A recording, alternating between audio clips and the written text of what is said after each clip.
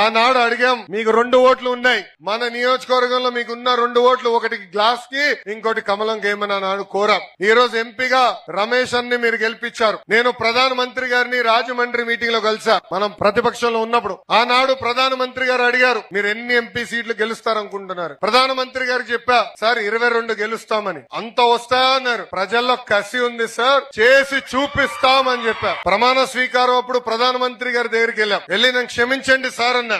ఎందుకు రా అన్నాడు. 22 గెలిపిస్తా ఉన్నాను సార్, 21 వచ్చింది సార్ అన్నా. ఒకటి తక్కువ పడింది సార్ మాకని గట్టిగా వెనకాల తట్టి ముందలకెళ్ళు రాష్ట్రాన్ని మనం కలిసికట్టుగా అభివృద్ధి చేద్దామని హామీ ఇచ్చారు ప్రధానమంత్రి నరేంద్ర మోడీ గారు. ఈ రోజు రాష్ట్రం ముందలకెళ్తుందంటే కేంద్ర ప్రభుత్వం సహకారం ఉంది. గత ప్రభుత్వం మొత్తం అప్పులు చేసి పంపించారు. జీతాలు ఇచ్చడానికి ఇబ్బంది పడే పరిస్థితి, సంక్షేమ కార్యక్రమాలు చేసడానికి ఇబ్బంది పడే పరిస్థితి. కానీ కేంద్రంలో ఉన్న నరేంద్ర మోడీ గారి సహకారంతో ఈ రోజు మన రాష్ట్రం ముందలకెళ్తుంది.